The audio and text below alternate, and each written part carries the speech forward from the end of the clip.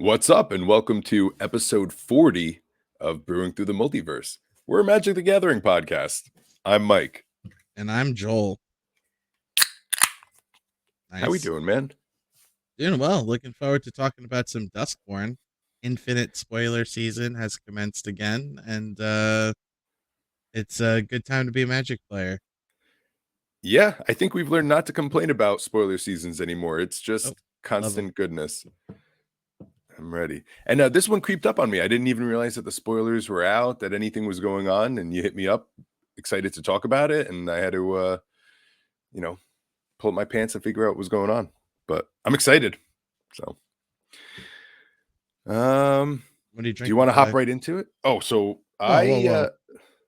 yeah, the priorities. I got some more Bolero Snort. I'm doing Juicy Pebbles to I've actually start had off. that before, Nice IPA. It's a good and IPA. it's actually very tasty. Yes. And then afterwards we'll be going for the Magically Delicious. That was that golden stout that I was shit talking and then ended up being delicious. And we'll go with those two today. I'm building a chicken coop after this, so I intend on getting nice and toasty before I go out there and start using power tools. Hell yeah. My dog just Lukey. opened up the door. Hey, buddy. He's doing so good with the chickens. That was perfect with the theme of the episode today, Haunted House. It's so creaky. Yeah, the loudest creaky door. All right, let me pause him, get him out here, and then we will continue. And we're back. Sans dog. All right. Let me finish pouring this beer since I poured it like trash and the head was too big. And all right, man. So start us off. What's up with Duskmourn? Where are we at? And fill me in. So Duskmourn is pretty cool. I definitely. So we have Duskmourn's story up here because this time around I decided to actually engage with the storyline. I used to. I kind of fell off basically after War of the Spark kind of happened. Actually very similar to Marvel after Endgame, where I was kind of like, I don't really want to. I want to follow this anymore. But for once, I was very intrigued by how the plane works. It's the entire plane is one fucking giant house, and I was interested, like how does that work within the lore and magic of Magic the Gathering? And I have to say, my big takeaway from this all was that reading the story has definitely made me more interested in the set than I usually am for most sets. Now I'm always excited for new like Magic cards, but I feel that having read the storyline, like, and knowing what like the creatures are, or at least for the most part, like what the creatures are, or like why certain characters are there, has made me like excited to see like, oh, I can't wait to see the card form of like that storyline, or like when that character was doing it there, because like for previous sets I haven't been following along, and it's like I have no idea why Oko was on Thunder Junction, or like, or what happened in Bloomborough. Like Bloomborough was cool. Why is Raw there? I don't know, but he's there. So it's been I've very much enjoyed it, and I recommend anybody that is interested, even mildly, just check out the story because it's the plane is cool and like how it works is interesting. All right, I have a ton of questions. I guess first is, how did you consume it? Did you read it or did you do the audio? I did the audiobook at work. My coworker wasn't in this week, so it was easy to just put it on the speakers, and they're in half-hour segments. There's 6 stories, main storylines, and there's like 5 or 6 side stories, so it's really not too bad, especially when you're a Cosmere fan and you're used to doing like 50-hour books. Okay, so you heard it. You're more excited for the set itself now. Yes. But how was the story itself? Like, was it well written? Did you enjoy the whole thing, or just kind of like the novelty of it? I would say it's mostly it's not bad. Listen, like, I'm not going to besmirch a professional writer. I mean, is it like, New York Times bestselling author Brandon Sanderson? No. But is it like, it's passable and it's cool. And then the one thing I will say though is that more specifically, like, I didn't realize what kind of character Tyvar was.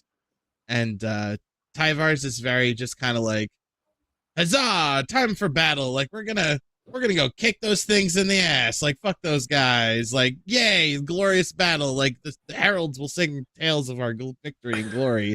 So I love that kind of character, that like dumb fighter like trope. So now that I know that that's what Tyvar is actually like I'm actually like, oh shit, like how am I gonna run Tyvar in something? Like I gotta go look at his cards now to see like what he does, because I didn't realize how cool he was as a character. So that's kind of where the story really is cool, like giving characterization to these characters that I haven't seen on the newer side, like Kaido, for instance. I didn't know anything about fucking Kaido, but now I know more, and I think it's pretty cool. And now I know Tyvar, and now I give a shit about Tyvar. Like it's cool that he punched Tybalt in the face to death, like in All Will Be One and shit like that. So like that kind of thing is cool. Yeah. So years ago, I mean, I'm talking the Oath Gate, the Gatewatch times. There was this, before podcasts were even really something I knew of. There was these people that did a dramatic, um, verbal, representation of the storyline during that time, and it was fully dramatic, and everyone was acting it out, and it was fantastic. That's how I consumed that storyline at that time. Was just these unpaid actors doing it out of their passion, and I loved it. It's really nice to see it where we're at this again, able to listen to this stuff. It's being put out in an easily consumable way. I listened to the first episode when you mentioned it to me last night, and it was really good. Um, it's hard because I listened to the Cosmere literally all month, and then going to this. It's like trying to play another game after playing Elden Ring. Yeah, and it just like it doesn't hit the same. Yeah, like, and you appreciate it all, but there's just something, that's off. But what I do have to say was, the narrator, she was fantastic. I'm pretty sure she's the same one that did the Fantastic, you'd Bloomburrow. say? Well, okay, so here's my caveat. In Bloomburrow, her voice was fantastic for it. It was very comfortable. In something like Duskmourn, when I was listening to it, once they get into the house and they're talking, I needed like a decrepit man's voice explaining this to me in a Yeah. scary manner. So I think she's a good narrator, but this was not the story for her to narrate. She sounds very jovial, and things were going down in a haunted house. So maybe get different No narrators Kate for certain Redding things. or Michael Kramer. Let's just say that. Yeah, that's for sure. I need It's more wild how good different they are. voices between characters. She needs to pitch her voice more. Yes. Yes. Also, I've come across one where I just listened to an audiobook where they went way too far with that. Oh, Way too dramatic, and it was like pulling me out. So it's an interesting thing. This is as we're hitting this world of audiobooks and everything, it's wild how much it makes or breaks a story, how it's being read to you. of So course. yeah, we need to watch out for that. But at the same time, I'm so pumped to listen to the rest of it, see how it is going, and learn who these characters are, because that investment does make all of this worth it. That's why Lord of the Rings set was so good. That's why, Yes. the Warhammer is so good, is when you're invested, it feels better. That Same with flavor Fallout. comes through. Yeah, because then you're like, Yeah. oh, I know this. I'm excited to see this character do this thing, as opposed to like, I don't know why this mythic is cool, but like it has an interesting effect, rather than like, oh, that's the part in the story where like so and so did that thing, and that like that's fucking cool, and like, oh, that's how it looks as a card. Like I get it. Yeah. Yeah. There's so many depths to Magic. Like, the mechanics of it are what we're here for always. But the artwork of it is its own thing altogether. You could get lost in the artwork and the alternate arts and everything. And now that the lore is being brought more to the forefront, it's just adding another layer of enjoyment to this game. So hell yeah. I hope they keep on doing it. And maybe even we get episodes soon. Like, do some animations for this too. Why There was not? supposed to be Make an the anime. show Yeah. that Yeah. was supposed They to could do happen that something. got canceled. I know, which is probably for the best. Trying to do a full-blown Netflix show for this is not worth it. But they could do a YouTube exclusive shorts for each Dude, I set, don't something know. like that. Terminator has an anime, so Well, let's get I would Magic an like to see anime. them get there. Yeah, it would be nice. Lord of the Rings Um, has an anime. does it really? Yeah, War of the Rohirrim. You haven't seen the trailer for that movie yet? No. Oh, dude. Is Well, it's not out yet? No, before you start making the chicken coop, you got to go watch the trailer for that. Okay, cool. That's awesome.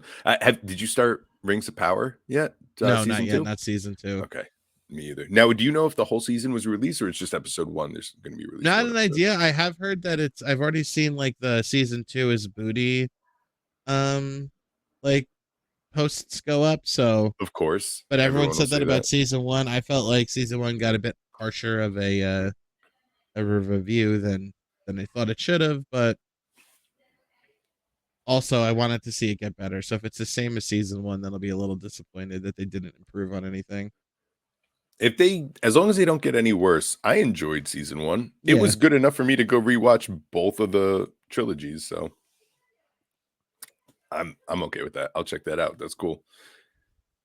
It's a good world. Actually, before we go on with Duskmourn, uh, I was looking through the Lord of the Rings cards that I have here, all the rares and everything I pulled, and dude, that set was so fucking good. I know yeah. that like it wasn't underappreciated or undervalued, but like going back to it, that shit is so fucking good still and better. They killed it with that because I'm putting a whole bunch of those cards into a new commander deck I'm building. So Oh yeah. I'm I'm trying excited. to make Galadriel work. The 3-color Galadriel or the Yeah, two the color? Bant Galadriel. Nice, nice. I don't know what Is or it how. just brewing it, or do you have like an actual plan? No, I'm like legit like my plan. This will tie into something we're talking later, but my plan is to spend tomorrow organizing bulk and building a couple new decks with things I have lying around, and that's one of them. The monocolor deck is one of them. Get that hashed out. Um, yeah, Perfect. I'm glad you have an idea on all that stuff. That way, we'll finish the podcast with that talk because I've been putting mine together too. I'm really excited to kind of talk about it. And I know typically we don't mention what we're playing or try to keep it a surprise, but you know, we're I'm not brewing. good at Yeah, we're brewing surprises. now. So Mine's not yeah. made, which is why I don't feel bad talking about it because it's not All in right, its final cool. form. It might change. Mine's at the 80% completion. So, but I still don't mind talking about it just because it's not like I'm doing anything new. This is the most Michael And I'm thing not gonna I've built play in a long anything time. different. I would never run something specifically for one player like that. Oh no. So Yeah. Well, I'm excited about that because that's a week away from being able to play those. But all right, okay, so Duskmorn. Um the story is out. Do you want to tell us a little bit about what the fuck is going on since you kind of read through? I mean, it's not really spoilers because it's on the cards. So yeah, the kind of what is this house and what's going on? long story short, like people on the plane that was there before Duskmourn used to like capture basically binds like lesser, I guess you could call them demons, evil entities, but for all intents and purposes they're demons, to make like tasks easier and whatnot. And somebody ended up binding a demon that was way too powerful to a house, and they left it, and then like a new family moved into the house, and the daughter made friends with the demon and essentially like traded like, hey, I'll stop the bullies from bullying you if you like bring them here. And then the demon like ate them and then essentially just grew more and more powerful. But because the demon's bound to the house, wasn't able to actually leave the house. So instead, what the demon decided to do was just to consume everything and make everything part of the house. So while still being attached to the house, um, now it took over the whole plane. So Hmm. now it can open doors on other planes and enticing doors that just like that didn't exist before, that makes people wonder like, where did this door come from, like what the fuck is behind this door. And then they walk into the door and then the door disappears and now they're stuck in and on Duskmourn, which is this giant house. And the Oh, house can that's shift. awesome. Yeah, the house can shift the rooms around, spawn creatures in places and stuff. And the whole gist of it is that the demon feeds on people's fear. Um, So it'll try to learn like what you're most afraid of and confront you with that sort of thing. And lots of like 80s body horror tropes. There's like a pinhead type creature and like a butcher, like angry butcher guy. I mean, one of Marrow's teasers for the set was that we're going to get Meat Hook Massacre too. So, you know, um, that's Huh. probably going to be nuts. Uh, I mean, maybe it'll be probably like a watered down fixed version, but hopefully maybe it'll be just as cool. Um, so yeah, and then another thing that's interesting that the house does is that it actually like will sometimes give the survivors like rooms of safety so that they can like recover from being so afraid, and that way like when it unleashes a new fresh set of horrors on them, like they're reinvigorated to be more scared than they would have if they would have just been constantly like in fear. Damn. That's wild. Yeah, So there's a go on. okay, so the whole house itself is kind of being run by this demon, and he's kind of like the Yes. dungeon master of this house, and he controls what everyone's entering, what Yeah. everyone's okay. Um, who's in this house? So the main characters that we have from Magic the Gathering are Zimone from Strixhaven. She's there. Simic? Kaido, yeah, the Simic Simic girl. girl Okay. student. Kaido, the Demir Planeswalker ninja. We have the Wanderer, who's been desparked. We have Tyvar, also desparked. Um, and a new character I believe we haven't met yet named Nico. And I believe Nico was also desparked.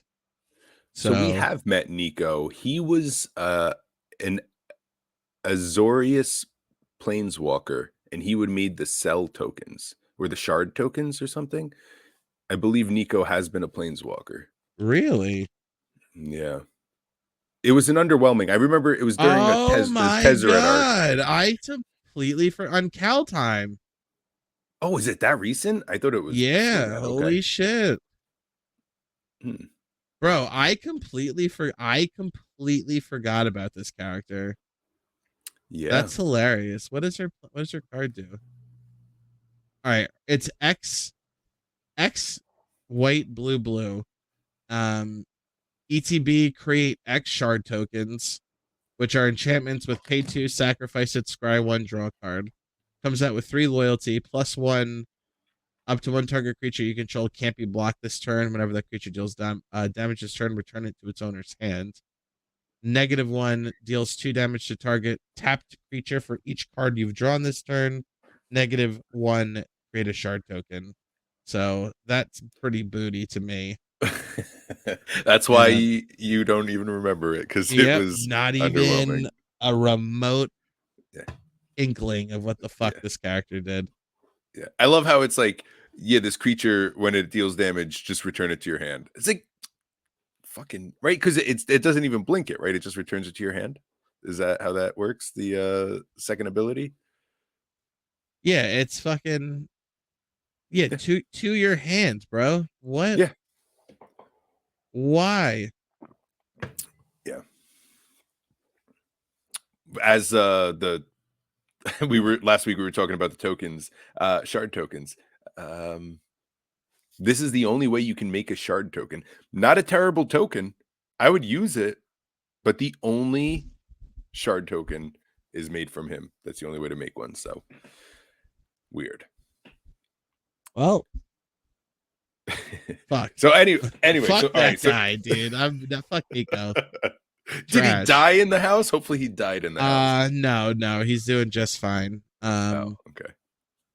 So yeah, and then basically the point is that the Wanderer needs to go because this rat wizard named Nashi, who I'm guaranteeing gets a card based on Marrow spoilers from Kamigawa, went there and got lost. They go to Ravnica. Niv Mizzet is there with Atrada and Proft. And then they meet up with Aminatu, who doesn't decide to go in there, but she does some cool like fate shit. And they're looking for this little rat bitch in there. And that's the reason they went.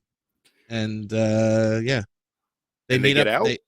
They run into Jace, who In the is looking. house? Yeah, they run into Jace, and Jace, apparently Vraska and Lute are there as well, and Jace kind of betrays Kaido, and is continuing on his path of being this like maybe the villain. Like I don't know. Wow. That's just enough info for me to want to go actually listen to this. Yeah, I was gonna say I'm Um, not gonna spoil the ending for even for like our listeners that might want to listen yeah. to it. But yeah, no, it's definitely an interesting Now, storyline. okay. So the next set is the race towards the Omen Paths or some bullshit like that, right? Is that our I next set? don't remember what the next set I know is. I haven't looked it up either. I just know we're eventually coming to the Fast and Furious set. So Yeah. I'm assuming What's it that's next. what's in standard? Let's see. Maybe it'll come up as like the The upcoming future standard. yeah. We don't know. It's called tennis. Okay. All right. So, ooh, well, interesting. Well, I'm excited to see what's going on with that. Hold on. We definitely Oh, must know the release calendar, right? yeah. Well, I mean, we should. Like I said, the last thing that I remember is this Omen Path run. Oh, we just don't know. Yeah, we don't. I don't think we know the official name. So, looking at the 2025 release calendar right now, apparently is first is in January. We're getting Innistrad remastered, so that's in the Time Spiral remastered, Ravnica remastered set. So that should be pretty cool. There's a lot of cool Innistrad cards. Looking forward. Maybe they'll reprint like Avacyn and trying to think of what else is like pricey from that set. But some vampire, maybe some shit like that, some werewolves. Yeah. Um, I hope they put that on Arena and we could do some really good drafting I guarantee of they'll that. put it on Arena. That's on it. Yeah, they have to, right? That's got to fucking get in there. That'd be Yeah, fun. actually, after this, I might look up to see what from the Innistrad blocks is worth over like $10, just to see like Let's what's let's worth a do a reprint. segment on that next week. Yeah, Report back with what should be the cards that should yeah, be the reprinted, reprinted. Something that we can predict and know will be coming. If and they then want their quarter. money. Yeah, exactly. Which they're gonna put. They'll put like 8 of the 10 Yeah. and leave 2 for the next time. Yeah. For Uh, the next commander set that comes out, fucking make which us wait. we're kind of far away from because it's not on Far this list. away. No. They have to have something. They haven't announced like there was that big set that came all the way to Final Fantasy and Marvel and all that stuff. They announced that, but they haven't announced anything since. So there's got to be more shit on the docket that they're just not talking about yet. Yeah, I'm hoping so. By Then December, after, by the end of the year, they'll let us know. Normally end of yeah, year. So I we'll mean get to maybe even at Las Vegas. Is that this weekend? MagicCon Las Vegas. that. I don't know. I'm terrible with news update. If you want the latest news on Wizards of the Coast and Magic the Gathering, this is not the podcast. No. Listen to that one first and then come to us after. Las Vegas is in October. Okay. All right. So That's maybe a we'll month get away. it there. All right. Cool. Yeah. That would be great. Um, I mean, that's a good venue to show off all the new stuff too, while all the hype is happening. So cool. yeah. Good. So then after Innistrad Remastered, we have quarter 1 is the Death Rate set nicknamed Tennis. Quarter 2, very fucking excited about this, is Tarkir, Return to Tarkir. So Yeah. fuck, Elder Dragons. I hope they do wedges instead of guilds. I hope they go back to the original Tarkir. Yeah. Oh, dude. Siege Rhino is happening again, right? But a better Siege Rhino. Yeah, better Siege Rhino. Better Siege Rhino. Siegier Reiner. Wow. Fucking yeah. War massive Rhino. Mega Rhino. Yeah. I don't know. 7 mana, has ward 1, ETB, gain 4, lose 4. Opponent loses 6, you gain 6. That's I'm down. I'll run it. Yes, you would. Then quarter 2, we're also getting the Final Fantasy set, which again I believe is supposed to be just as big as Lord of the Rings. It's a full set. And that's modern legal. Yes, I believe so. Straight to modern. Okay, that's a problem. Um, then we have volleyball, which is the space themed set. Um, I'm pretty sure. I think I've mentioned before that I was invited to this like Scryers Guilds thing, which is like Wizards does surveys and shows you some like art treatments and things and concepts for possible future sets. Technically I signed in it. Like you have to sign an NDA to do it.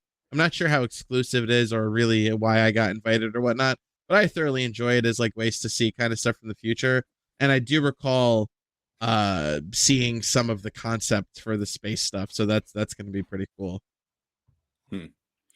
Now, the space stuff. Did you see anything? I know you're not allowed to say too much about all this stuff and everything, but Well, yeah, like, they showed me different like art styles and stuff, and a possible universes beyond whatchamacallit, Secret Lair. so you believe that the space will be in universe, that this is part of the storyline. Will there Yes. go to the space world? Okay. Um, how is space gonna be a planes? I Like, have no idea. okay, let's speculate for a minute. Let's hold on for 1 second. We're going to space in the multiverse. Is it gonna?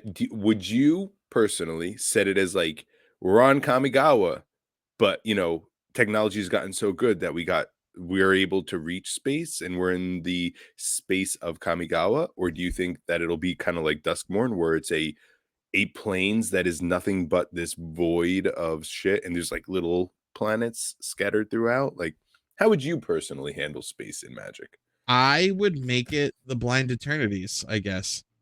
Like the place where planeswalkers cross through and where like Eldrazi are technically from. Like I'm not sure how well defined that is, but like what if that's space? So Just like my the area understanding between of planes. the Blind Eternities was explained once, and I get this because on Good Luck High Five, Megan had apparently asked Mara once, and it was explained to her that you can't have a whole. There is no way to really reach the Blind Eternities. The Blind Eternities is almost like a doorway. It's like something you pass through, but not something you can live in. So, like the Blind Eternities are like this void of ripping into these, but not actually a place. So, it has been said that the Blind Eternities cannot be a location to hold a set in. So, I mean, whether they, go back on that or whether they find a way to say, like, well, it is a doorway, but if you zoom in real close and you warp time, now suddenly you get, who knows? But my understanding is the Blind Eternities is nothing we can ever enter because it's almost like a doorway rather than like a path. So, I don't know. Take it for what it is. But for me I'm personally, put me in space on Kamigawa because they're I already doing the technology. Let's build something a little better and shoot on up. Yeah. like that. Yeah. Do you think that's where our sixth mana source comes from? Purple mana? No, I don't think they're ever going to do purple. I mean, maybe, but I don't think it's likely. I want it. Yeah. It'd be cool. But I think they're more focused on expanding like what each color is. Cuz I actually just read something on Blogatog the other day where it was like they're right now they're really trying to look at red to like expand what like is in red's wheelhouse. Good. Red should get the rare card of being able to handle enchantments because all they have is Chaos Warp. I mean, even, Guff's, what is Rewrites that? history. Rewrites history can't attack, it can't target enchantment. So if they can just add some weird stipulation the way black is doing it to where they could do it, that would be a huge win for red. Yeah. Yeah, just like white needed card draw. Yeah. Yeah. And at first they were very careful how they did it. And now they're like, yeah, just white draws cards now all the time. Um, Um After space we got Lorwyn quarter 4, so end of next year is Lorwyn again. The set that started me in Magic, so it's gonna be great. Marvel Universes Beyond first main set, also sometime next year to be announced. And that's all they have on here. So Okay. So they don't have that the race to the Omen path that's specifically on there? tennis. That's the next set. That's tennis. Okay. Okay. So that's not actually the name of the set. Okay. Yeah, Death Race set is what they have it listed as. All right. Well, cool. And I don't know. That's going to This is be a going to be a weird fucked thing. year for me financially, by the way, in terms of Magic the Gathering. Yeah, you have a lot going on other than Magic. And then Magic is going to be demanding so much. I don't know. Blood and semen, I guess, bro. I don't even know. That's it, man. I'm telling I won't say it. I've been trying to find a way to make money and my wife apparently has a problem with it. So I guess we'll Like, just keep you on only going to need work. one kidney. I know. I know. The world's falling apart anyway. The cops will never get involved, I'm sure of it. But all right, so Duskmourn, the story sounds good.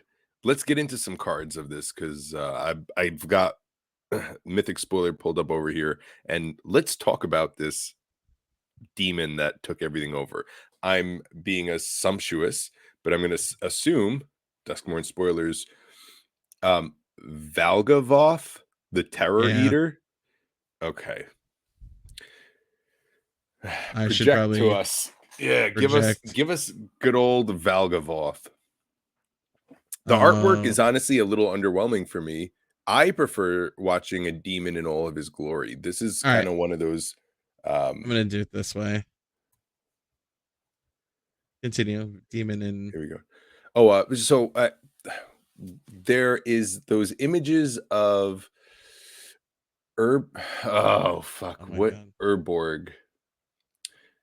Who's that guy that Yawgmoth. killed Yogg? Thank you, thank you. Always the artwork for Yawgmoth is always underwhelming for me because they make it less of a deity or a body and more of like this like form of geometric, structure. Oh shit, that's different artwork than what I'm looking at. Yeah, because Holy I'm shit! looking at the commander. Oh my god. Okay, so Yeah, I that one right literally there. shit talking shit, and then immediately Yeah, dude, like, that's a story of whoa, my life. shit, that's Story of my life is in whoa. my own words. Okay, Uh, so there's two of them. That makes me even more excited that this one is Rakdos. All right, read it to me. What do we got here? all right, so this is the commander deck. Commander. This is the Rakdos commander. Valgavoth, Harrower of Souls, 2 black red, 4/4 flying elder demon, with ward, pay 2 life. And whenever an opponent loses life for the first time during each of their turns, put a 1/1 counter on Valgavoth and draw a card. Okay, So just yeah, another type of grows group and slug. draws cards. Okay, so hold on, wait. Whenever an opponent loses life for their first time during each of their turns, put a 1/1 counter. So if you were to play something that deals 1 damage to all opponents, it'll get 3 counters and you draw 3 life. Is that correct? No, because whenever an opponent loses life during the first time during each of their turns. During their turn. Okay. Well, now actually that's a good question. Does their turns mean like well, it's an opponent's turn, so anytime an opponent loses life during any one of those turns it counts, or is it their turn as in their actual turn? I would have to assume it would be their specific turn. Whenever an That's how opponent I loses read life it as during their well. okay. Yes, you're right. Okay, so then during each opponent, you have 3 opportunities per rotation to get that counter and draw a card. So Yeah. by your next turn, you can have put 3 and drawn 3, especially if you Spiteful have Visions is something. essentially what you're gonna do. There you go. That's the there it is. Okay. And then it grows massive and the ward is to Yeah, pay so 2 now it's a life. seven Okay. seven by the next turn with pay 2 life, and you're drawing a card each time they lose a life. So if you're running Spiteful Visions, it's basically like draw a card on each opponent's turn, and Yeah. they lose life, which is awesome. So yeah, I think it's just another group, a different take on Group Slug. I think the artwork's fucking cool. So Yeah. All right, yeah, that's a very straightforward Rakdos card. Nothing too gimmicky, just very classic. That is the uh, lasagna of Magic the Gathering right there. Just and we all it love a fits good together. It's lasagna. classic. Yes. All All right. right. Next we have our girl Oh, fucking back for the first time since Commander. Aminatu Piercer, one in Esper for a legendary 2/4 human wizard. Beginning your upkeep, surveil 2. And then each enchantment card in your hand has miracle. Its miracle cost is equal to its mana cost reduced by 4. So I think that's pretty fucking cool. All right, so the text for the miracle is you may cast a card for its miracle cost when you draw it if it's the first card you've drawn this turn. And it says each enchantment card in your hand has miracle. It's miracle cost. So how does this work though? If you have an enchantment in your hand, but miracle requires you to draw it, how are you paying its miracle cost? Well, okay, so it's technically speaking, how miracle works is you draw this card to your hand, and then as soon as you've drawn it, if it's the first card you draw in this turn, you can play it. So like in the act of drawing, the card goes to your hand. So like the reduction effect takes place. But like how players typically physically handle this when you're playing something with Miracle is like to keep it separate so that we know like, hey everyone, this is the first card I drew this turn. Like just to be super clear. Oh, fuck. Oh, shit. Okay, so what she does ultimately is at the beginning of your upkeep, scry 2. Get that enchantment on top. On top, yes. Then, as you draw it and it goes into your hand, you pay that 4 generic mana and you can now cast it no matter what it is.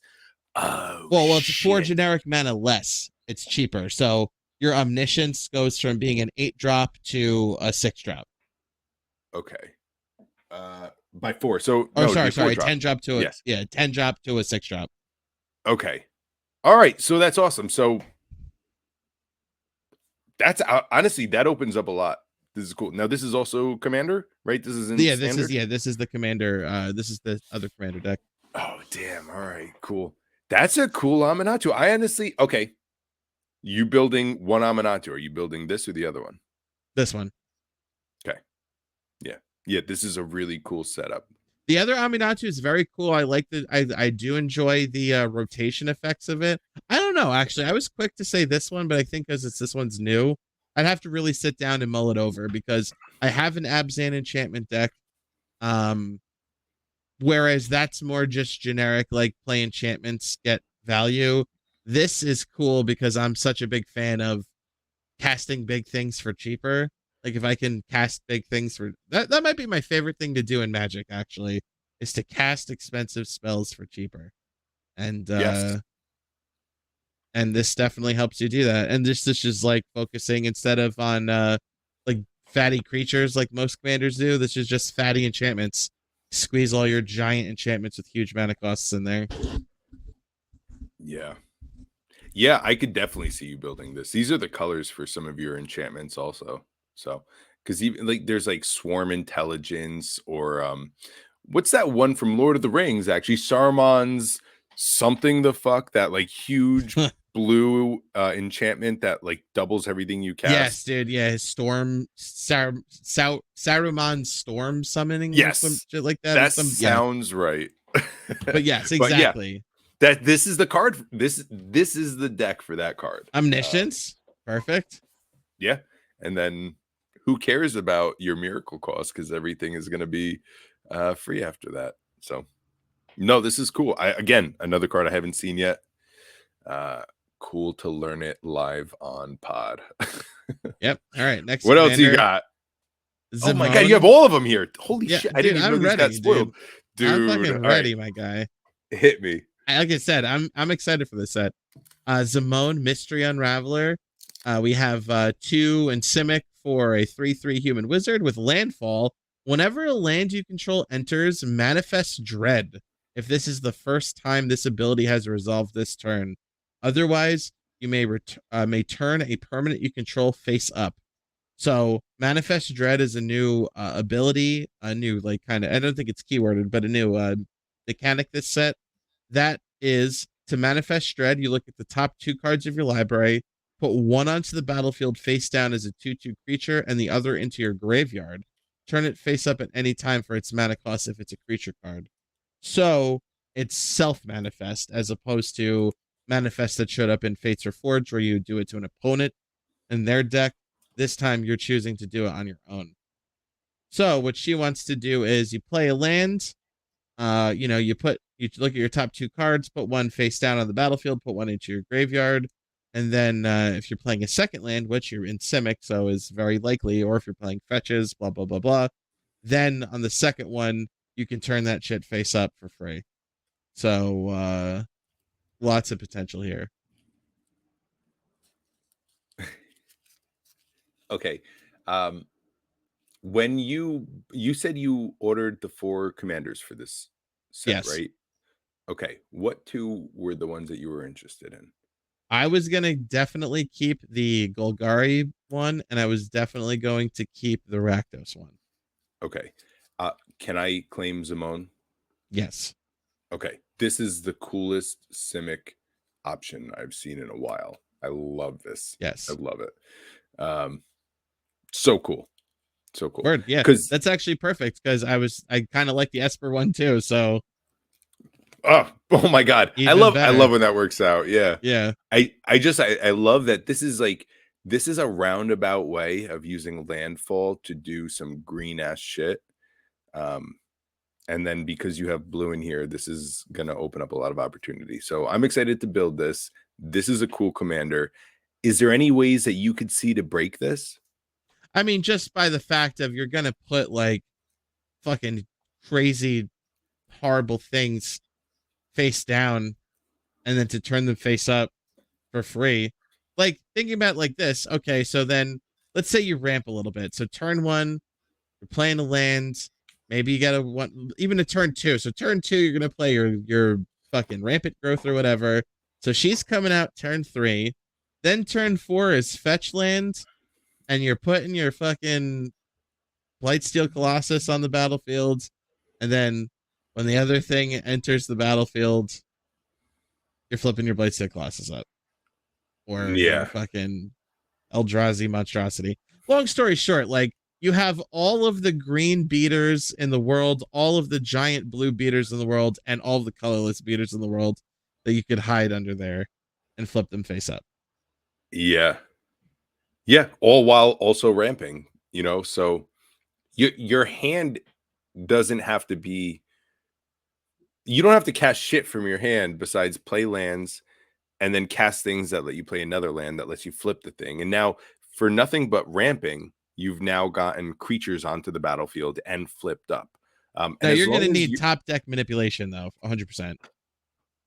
yeah, okay, absolutely. But at the end of the day, I guess the creatures that you're choosing, you need to just make sure are not ETBs, but are things that when it deals damage or stuff like that. So Yes, now exactly. you can get all the ETB creatures out, and now you can look at specifically when it deals damage because well, I guess there's got to be ways to play lands at instant speed or at least get them onto the battlefield. That way you swing with a manifest card, people don't know what's going on. You have another land enter, you now flip it up. Well, It yeah, deals your damage on a fetch lands surprise there, and bud. things happen. You could do the fetch land. You're attacking with your Oh my god, manifest, stop. crack the fetch on no blockers, and then you flip that bitch up. Yeah. This is almost like ninjutsu kind of in some Yeah, in a ways. way. So It's cool. sneaky. Yeah. And then thinking I'm excited. off the top of my head too, like this could go very well in Kadima, I believe, the 3-color one from a couple years ago, the morph Slinking one. sorcerer, Yeah, absolutely. so another tool to like flip the cards face up to, if you wanted to get that third color in there. And the other part of it is not to be neglected is the fact that the other card goes into the graveyard. So, if you were to go into black, you have all like the reanimator type strategies going on there, like all the graveyard shenanigans. I don't know. I'm not saying you have to go into black to make this work. I'm just saying that like don't neglect there's also the fact that you're going to be putting things in your graveyard as well, which you might be able to abuse somehow. Yeah. Well, I mean, so recently we've come into a lot of cards that are taking things out of the graveyard. Like, so Virtue of Strength is one of my favorite green cards that have been printed because for 1 mana, you return a creature, a card from your graveyard to your hand, and then it also becomes a mana tripler. There's also, obviously Eternal Witness. There is that dual land from the Zendikar, where it comes in tapped as a green land, but also you could return something from your graveyard up. So you could put all these cards into specifically Zimone that are just good green cards. It's not like it's limiting anything. One of them is a land that you're going to play as a land anyway for the most part. And suddenly these things that you are dumping into your graveyard might be a good sorcery, but because it's not a creature, you're going to manifest a creature. You put the sorcery in, you cast a spell, you return the sorcery, and now suddenly you're card advantaged out. Yeah, that's exactly what these colors do. And you don't need Very black cool. for that at all. So Yeah, also very cool Simic design.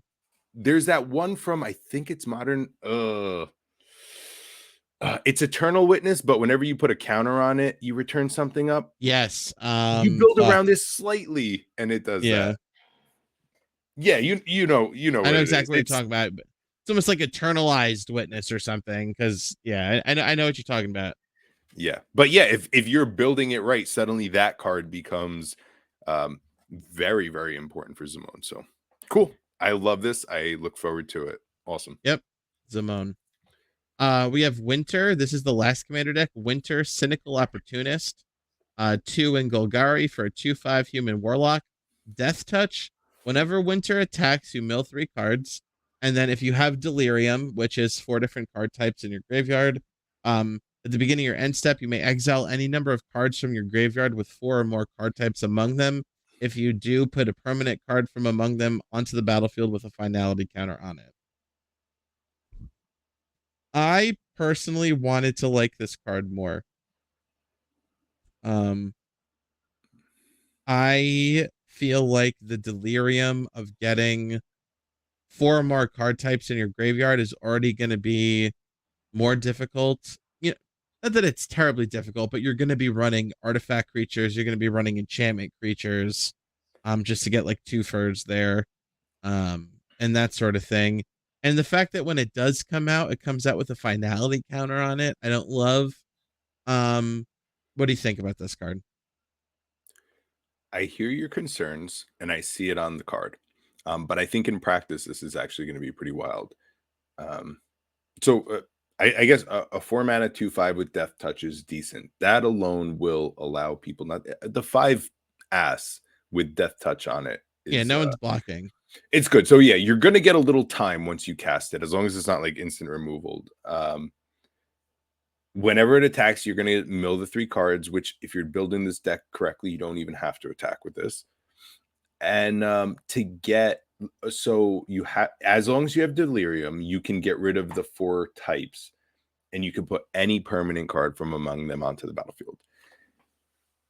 I think that this can be very powerful. The only problem is, in order to make this very powerful, you have to put the tutors to graveyard, the ramp, this has to be, there's one way to build Winter. And if you do, it's going to be fucking great. But also, I don't see this as being something I would want to build for long term and do it. So to say he's not powerful, I would say you could definitely break this fucking guy for sure. But I don't know if it's my cup of tea here. I feel like they could have done with either you have Delirium and you just exile 4 cards, or you have Delirium, exile the 4 card types, but the permanent comes out without a finality counter on it. I feel like it's a 1-2 punch there. Yeah, because once you do the first activation, there's a good chance you won't be able to activate it again for a while. Again, exactly. And then the thing you bring out, if that gets removed, now it's exiled. So now it's like gone. Yeah. So I again wanted to like this card more. Let's see what the alternate commander is in the deck. Maybe it's some other cool Golgari like bullshit. Okay. And there's actually a Winter from the main set, which I think I was going to say, pull, pull that one up. Yeah, absolutely. Because I'm looking at that one here, and I think that is a lot cooler than this. It's in my list here, so we'll we'll get to exactly that. Yeah, know. Winter's interesting. I'm excited to see who Winter is in the storyline, because we've never seen Winter. Winter is a character in the story, yes. So we are introduced to our not a new card type, I mean, it's an enchantment, but like a new subtype, which is the Room. And rooms are very cool. You can cast either side of the room. When it enters the battlefield, that door is quote unquote unlocked. And then at sorcery speed, you can pay the cost of the other side of it to unlock that door and have them both active. So, obviously the intention is play the cheaper side, and then later on when you have the mana, open up the other side. But if you have the mana from the get go, you can open up the first side too. The other side as well. This Wow. card Okay, also so is fucking this is great. really cool. This is my first experience with the room right here. Let's talk about the actual mechanic itself before we get into this card, because this is fucking cool. So this is kind of like a mix between a read ahead saga and a class card. Yep. Because it's read ahead, so you can play it and either do one or the other, but it's also like class where you can play it as the first one and then you have to pay to reach to the second one. Now, I haven't even read this card yet. Let's see, does moving it to the second part of the card allow both to happen like a class, or does it leave that first chapter behind and we go to the No, next? So, both are active. oh shit. Okay. All right. So read this card. What exactly does this thing do? Okay, so the first half, which you're probably going to cast first, is Dollmaker's Shop. It's 1 in white. Whenever one or more non-toy creatures you control attack a player, you create a 1/1 white toy artifact creature token. Creepy. So Okay. every time you attack, you're making a toy. Cool. Now for 6 mana, 4 and 2 white, you unlock the other side. Creatures you control have base power and toughness equal to the number of creatures you control, which is going to be a staple in Rabbits. pretty much every go wide deck that exists in any format. Not any Yeah. format, I take that back, but easily slots in, yeah, rabbits and whatnot. Easily slots in all your token decks in Commander, especially because you pay it for 2. You're getting, every time you attack with anything, you're getting an extra 1/1 token, which you're not going to complain about in a go wide deck. And then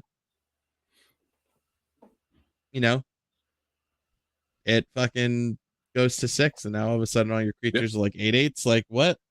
Yeah. Listen, if as an aggro player, if for 2 mana, just swinging with a creature gets me another creature, yes, please, all day.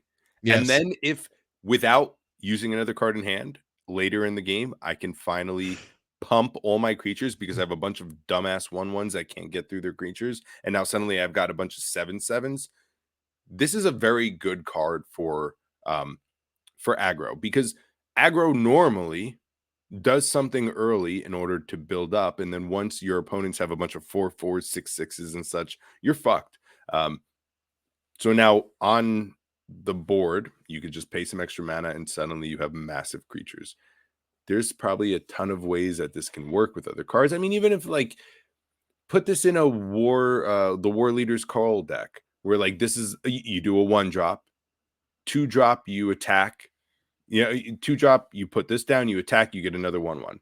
Next turn, you attack with both of them, you get another 1/1. The War Leader's Call triggers and deals a damage. Everything's now +1/+1 because of War Leader's Call. The next turn, you attack. Now you're getting more 1/1s that are dealing the damage. They're all 2/2s, really, though. Porcelain hits. Everything gets a base, but it's all pumped by War Leader. Definitely. You can find so many ways to use this in Standard alone. Obviously, in Commander, this is going to be pretty cool. So, this is the first room we've seen. Are there any other rooms we have? As far as I know, no. This is the only room we've seen so far. Oh boy, howdy! I'm excited for some more of these. Yeah, cool cards. Love the Yeah, design. yeah, We have our first planeswalker for the set in Kaido, Bane of Nightmares. 2 blue black for a legendary Kaido. He has ninjutsu, 3 mana. And ninjutsu is you return an unblocked attacker and put this card out, tapped and attacking instead, which is interesting because he's a planeswalker. However, he has the static effect where during your turn, as long as Kaido has 1 or more loyalty counters on him, he's a 3/4 ninja and has hexproof. So Kaido is essentially always a creature when he's on the battlefield, because if he doesn't have any loyalty counters on him, he will not be a creature. He'll become just a planeswalker, but then he would die because he has no loyalty counters. So essentially, Kaido is always a creature and a planeswalker, which is an interesting design. But this is yeah. the kicker, and I want your opinion on this. His +1, you get an emblem with ninjas you control get +1/+1. That's his +1 is a fucking anthem. The closest we've come to this, I think there's a Soren that does something like similar. But I think it's a negative that you can afford on his first come down. And there's also a Gideon that can emblem instantly, but he kills himself doing so because I think it's like -4. And then Chandra, I think, has the +1, the emblem that like deals damage, right? Like that's the one Chandra. Yes. Yeah. But Being above this is fucking strong because he's buffing himself. Oh, he's buffing himself. Okay, it's not other. Okay, all ninjas. But now, is ninjas okay? Someone casts this, a board wipe happens. Now, this emblem doesn't matter at all. And would Kaido die to a board wipe? Yes, he would. Yes. Okay, so he dies. All ninjas die. Is this? This isn't broken, but No, this is good. I mean, you have to build ninja tribal though. auto Has include in ninja any ever been ninja good? tribal deck. I feel like. Is ninjas good? I mean, Yuriko is fucking strong as hell. But because of ninjas? Oh, no. I wouldn't say, listen, I don't think ninjas are inherently broken, but like, this is very good for ninjas. Like, ninjas is going to play this. Is plus, okay, plus, they need thinking about this, it yes. standard, thinking about it in standard too. Now, I think I saw somebody online say that there's literally like 2 ninjas in the set. So, is it possible that we get more ninjas in a future upcoming set between now and when the set rotates out? That's not, out of the realm of possibility. But even just with Kaido, like if you get him out and he's attacking, he's a 3/4, and I'm thinking standard, like you run 3 copies of this and he emblems like a couple of times and then like he gets removed, so you just play another Kaido, and the second Kaido you play is still going to benefit from the emblems that the first Kaido got out. So realistically speaking, like he's coming out and you're ninjutsuing, so he's coming out at like what, let's say like a 5/6 or something, and then he gets a couple more emblems off, and then if they get rid of that one, then by the time you play your third Kaido, that's ninjutsuing out for 7/8. So I feel like if you're playing Kaido in standard, you're running a bunch. And like that's kind of the win con, is to hit people with ninjutsu Kaido. All right, here's some. I would really like to see him with the text, "He can be your commander." Commander, yeah, of course. I right? Okay. He's always a creature. It's bullshit. Except in your hands, which is where, except when he's not in the battle. Unlike Grist, because Grist is a hey, this is a 1/1 insect everywhere, and Grist can be your commander, but fucking this piece of shit can't, because it's only when he's on the battlefield. Right. Okay, so right now I'm pulling up. Oh my god, hold on. Oh no, hit me. I missed that it's during your turn. He's a creature. So he's actually not a creature on other people's turns.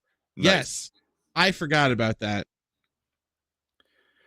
Okay, so I'm looking up all the other ninjas in standard right now. There's 3. There's actually 3. And is one it of them one on the back of a battle? Yes, it's one on the back of a siege. Yes, I didn't count that one. Okay, yeah. So Satoru the Infiltrator is really the only ninja that you would be running. It is a blue-black 2/3 menace legendary human ninja rogue. Whenever Satoru the Infiltrator and or one other non-token creature enters a battlefield under your control, if none of them were cast of no mana, you may draw a card. So ultimately, well, no. Okay, hear me out now. Satoru's out. You swing with Satoru. You ninjutsu Kaido out, and Satoru returns to hand. You don't even get to draw the card from Kaido. Why would you attack with Satoru, though? In order to ninjutsu Kaido out. Why not use like a Slither Blade or one of the bullshit unblockable 1/1 for 1 creatures? Okay. Or what's that rat looter that is in Bloomborough or something like that? Exactly. Okay. Yeah. So that swings. Okay. So Turo's out, not swinging. And then you fucking put that bitch back in your hand. Kaido comes out. They're both fucking smacking. Kaido fucking emblems. You're drawing that card. Yeah. Okay. All right. I hear it. I see it. We need to see more of it. While we're on creature types that need to be produced more. When I was listening to the first episode of Duskmourn, I heard them say something about that house had some fungus in it. And I was Yeah. like, are we going to get fungus finally? Because I called it in Bloomborough that we were going to get fungus, and we didn't get a single fucking fungus. Are we getting it in this stinky little house? Fungus, calling it now. No. But they said the word fungus. They did say fungus, yes, but as far as I know, no. But maybe. You never know. Okay. There could be a fungus. I want fungus. I want weasels. These are the creature types I want.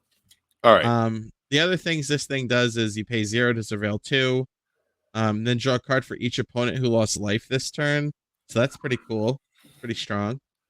And -2 is tap target creature to put 2 sun counters on it. All right. But I feel like, again, I could see, in fact, I might do this. I might try to build this in standard and do 4 Kaidos and just have Kaido and out of removal. Planeswalker. Yeah, ninjutsu out of Planeswalker is something we haven't even seen before. As much as I'm kind of making jokes about it, this is unclaimed territory. We don't know what this is capable of, and the fact that it's putting out emblems right away. The fact As a that +1, dude. Yeah. So now it's at 5 loyalty after it comes in and swings. Like, that's not, I don't know. I feel like this is going to be decent. Maybe I'm dumb. I'm terrible at evaluating cards, but I really like this card. Yeah. No, it's cool. It's really cool.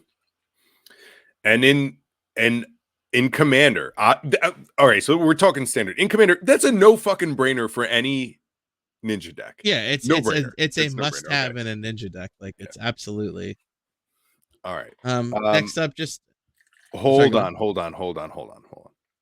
I am out of beer already. This is episode 40, so I got to hit at least 40 ounces. Let's pause this. Let me go grab one more, and then we will continue on. Right. I'll be right back. There it is. Yeah, baby. All right, so for the last one, I am drinking a Shore Points. It's a Ross Brewing Gose. Dana will always say that Gose down the drain. She hates it, but this one is actually quite sweet and tart and delicious. So we'll finish off with one of these. Anyway, so as I return, we realize we're an hour in already. We're going to do one more card from Duskmourn, and then we're going to finish up with some bullshit and save the rest of the spoilers for next week, because there are a lot to talk about. And there'll be more spoilers for next week anyway, so we can curate, pick some of the better ones. Yeah, 100% unadulterated spoilers next week. So get ready. High octane. So the last spoilers I wanted to talk about are 2 more of the cycle we've already seen. Actually, the art behind me, that creepy looking fucking guy, is one of the previous ones that were no, that's actually Overlord is something other. Never mind, I'm full of shit. However, I really love the enduring blank cycle that have been going on. We had enduring tenacity already from, I forget what that does, but that was a previous spoiler. But enduring innocence, 1 white for a fucking sheep, 2/1 lifelink. Whenever 1 or more creatures, other creatures you control, power 2 or less, enter, draw a card, which is great.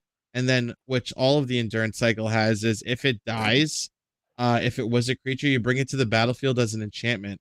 So I really love that mechanic of, hey, it's a creature, but if you get rid of it without exiling it, it comes back and just lives as an enchantment.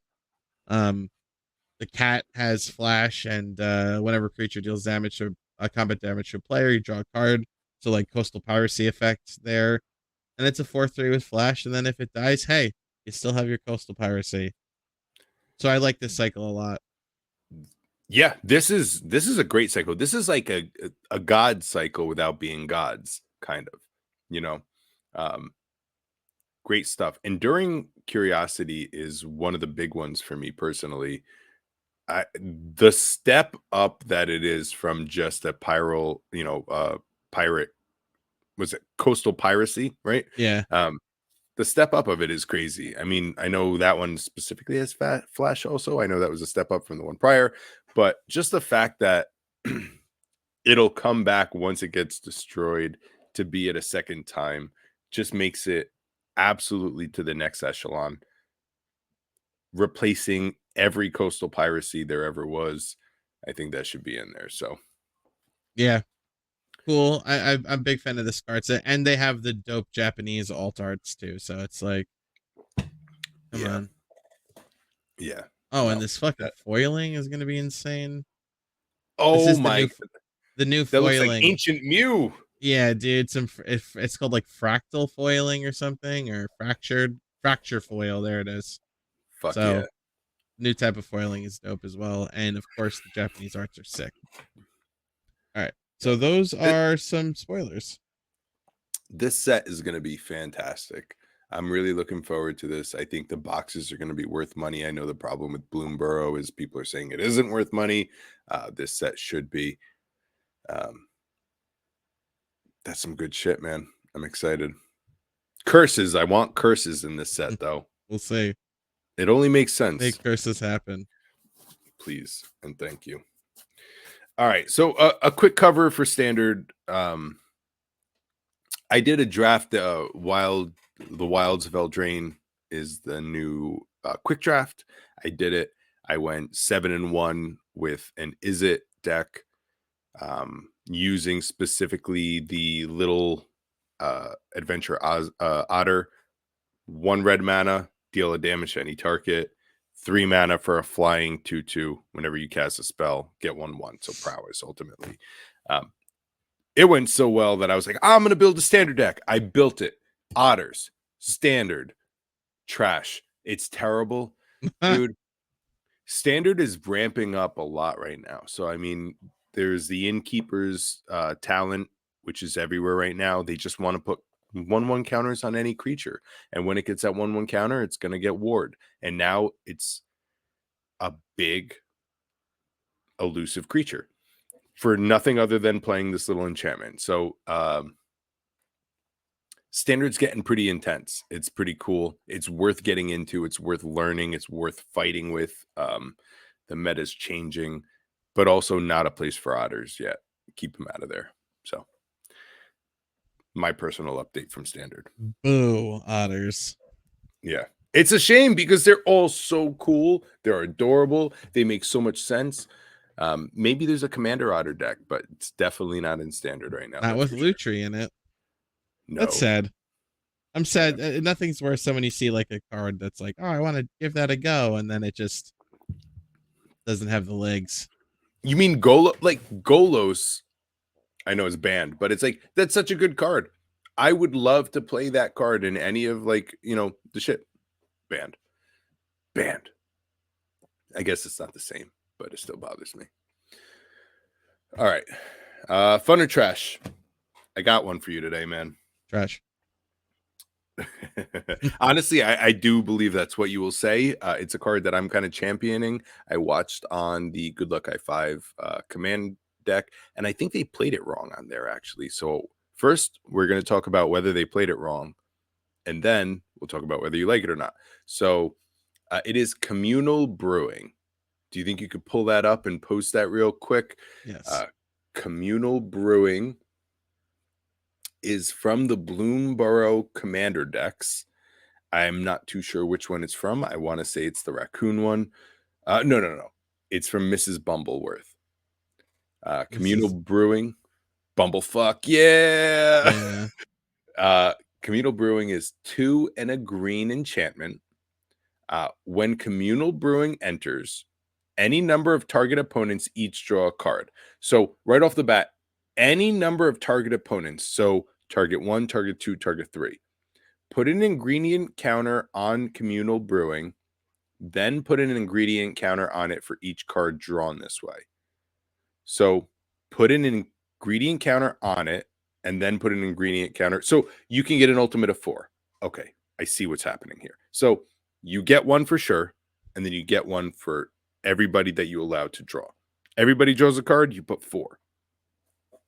Whenever you cast a creature spell, that creature enters with X additional 1/1 counters on it, where X is the number of ingredient counters on Communal Brewing. Okay, so my thought when they cast it was she put 4 1/1 counters on everything that came out after. And in my head, I was like, well, only 3 opponents drew. You only get 3 ingredient counters. but I see now that it'll always come out with at least one. Yeah.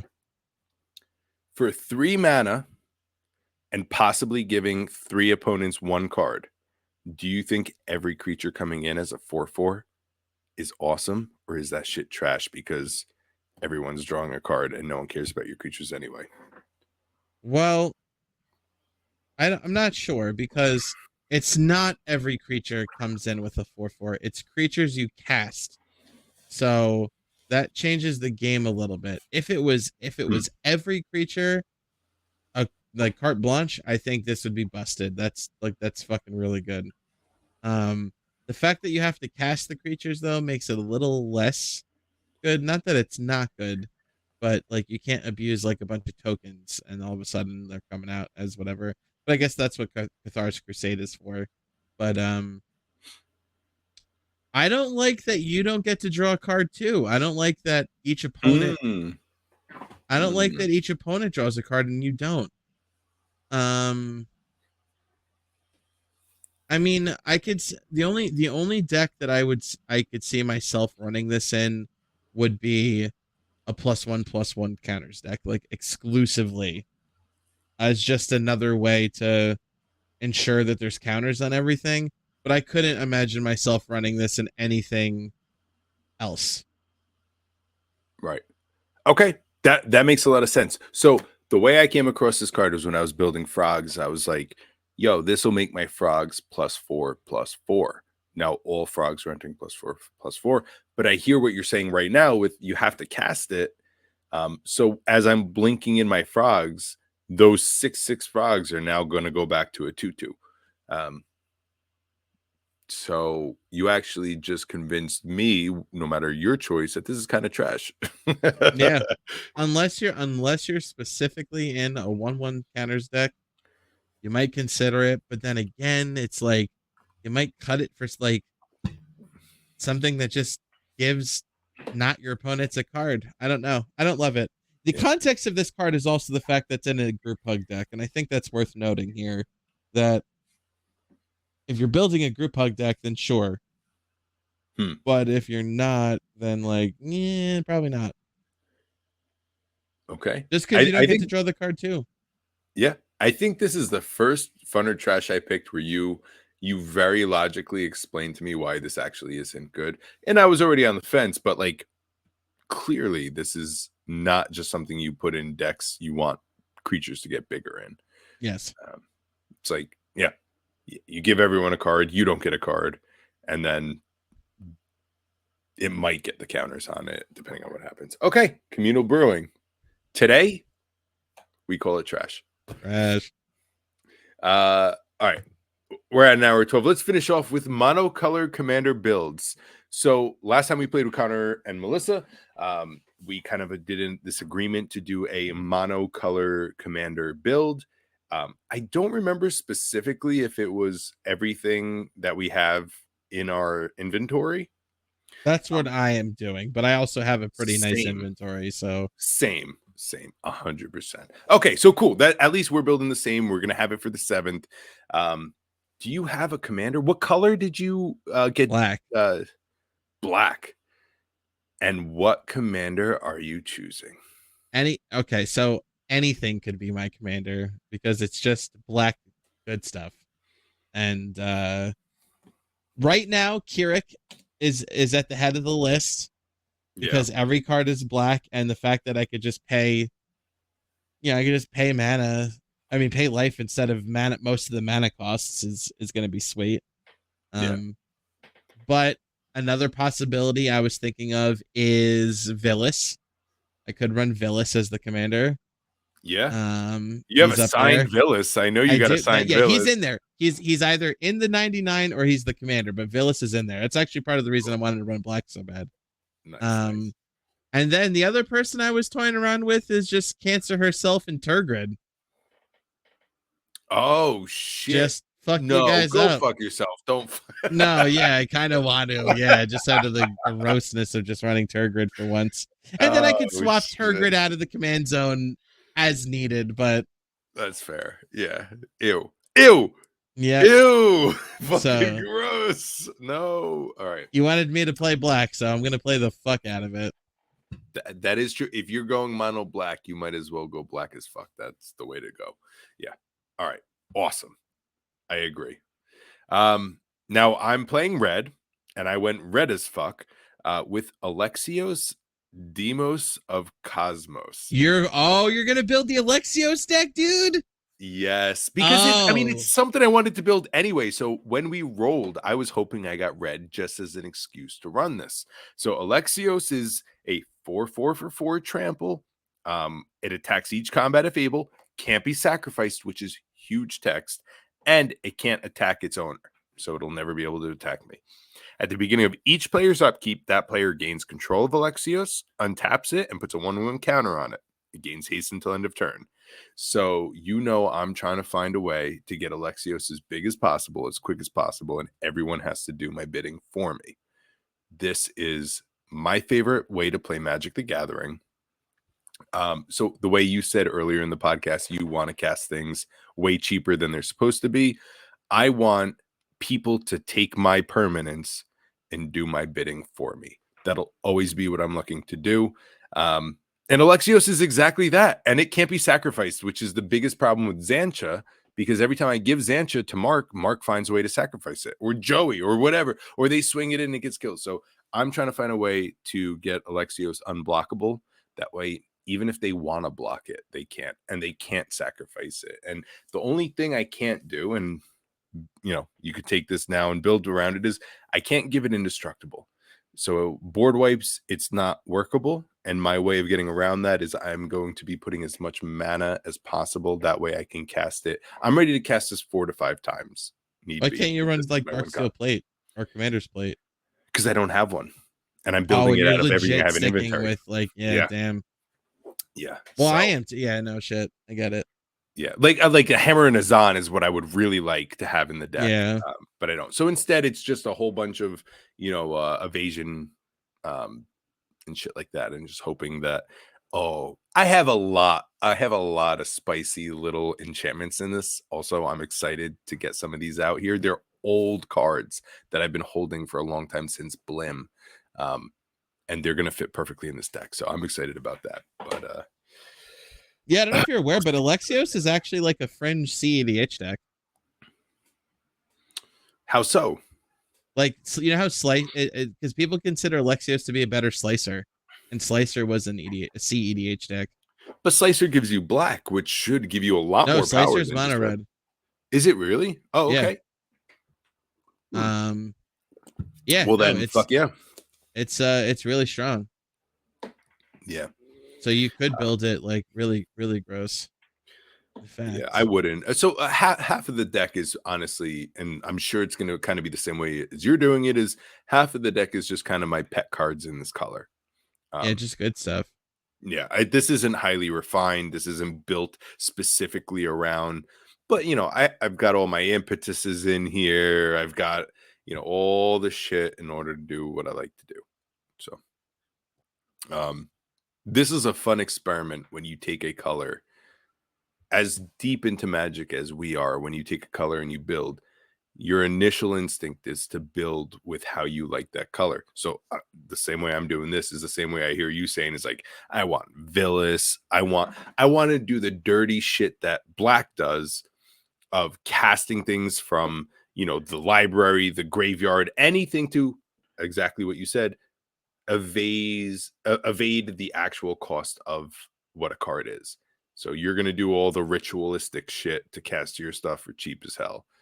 And I'm going to do my best to make everybody kill each other. True. Is yeah, there any? look at some, is there any like signature card in your deck that you're excited to see go off or anything like that? Well, see, it's funny that you say that because I was just about to say it's Villas, but Villas might find its way into my Kalia deck. Of course. Can you imagine a free Villas? Hell yeah. Honestly, I would say, as fucked up as this sounds, I'm more so excited just to run Urborg and Cabal Coffers in a deck and just have all swamps so that I can also run Crypt Ghast and Arcana Revenant. Yeah. And just do big mana shit. Are you gonna play the Lily Dark Depths or whatever that I don't also know if makes I 4 own mana? one. I don't know Okay. if I own one. Okay. Yeah, I I might don't have own to one look either. through the bones of my Orzhov Planeswalker deck. It might be in there. It's very likely it's in there, but not 100% sure yet. Right. Just to get it in there. I mean, I won't ask on your win cons, but if you have a Torment or something laying around, obviously that'll make it a Gary, stuff like that. So, Yeah, Exsanguinate, Exsanguinate, of old course. school. Yeah. Yeah, even just a veto. And I don't know if you got the old bordered veto from the shop I believe I by do, any chance. yes. Yeah, dude. He looks so good in old border. So definitely. The one card that I don't have an extra of is the Tali. And so I'm going to be building New a red Atali? deck, both Atalis. Well, it could only be the old one. Oh, yeah. But I don't have an extra Atali. They're in all of my actual commander decks. So I will be running a mono red deck without Atali, which feels very wrong. It's not right. It's not right. It's not right. Okay, one last thing before we finish off. I'm excited to play this next week. We'll talk about it next week. I came across a card while I was looking through here, and it is from Lord of the Rings. It is MTG Wizards Rockets. Let's see. Is it? Wizards Rockets. I want to read this to you because as I was reading it, I saw this as one of the tokens we were trying to make last week. So we'll finish off on this. I'm almost done with my beer here. Wizards Rocket is a 1-mana artifact. Wizards Rocket enters the battlefield tapped, which I would assume the token would also. You can pay X mana and tap it to sacrifice Wizards Rockets. Add X mana in any combination of colors. So there was that token we were talking about. Is like, how do we do a treasure token that doesn't ramp you? It just modifies your token, your mana. And Wizard's Rocket is it. So you make a treasure token which enters tap just like this, and then when you tap it, you pay X and sacrifice it to reconfigure it, and that would be our surge token. I love it.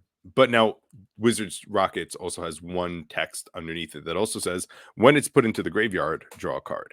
So our token wouldn't have that. Get that shit out of here. But you also don't have to pay a mana to cast it. It doesn't have to be a mana card in your hand. But I would just like to say, designing it, Wizards Rockets can be a token, and I would love to see that in Magic the Gathering.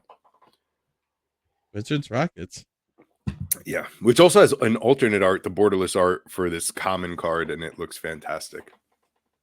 But yeah, always keep an eye out for tokens. That's the future of Magic. Anyway, I'm gonna chug. I have half a glass. We got this. Here we go. Get to the bottom. We gotta get out of here. I gotta build some fucking chicken. My poor chickens are gonna have a lopsided coop. Yeah. It's some fucking Tim Burton ass shit, like with like weird spires and like weird shapes that aren't squares. That 13-degree leaned. 13 specifically. Some Addams Family type fucking coop. Yeah, shit. Well, all right, here we go. Chug this. We'll get out of here. We got a busy weekend ahead of us. I'm excited for next week. Talk more Duskmourn. Talk about how these mono commanders happened. Chances are you're gonna trample us because mine is yours is CDH level, bro. You could build it CDH level. Dude, you'll see. Anyway, cheers. Oh my god. And on that note, that's the bottom of the glass. That is the bottom. Until next week, take it easy. Thank you for listening. 40 episodes deep. We will continue. Take it easy. Peace.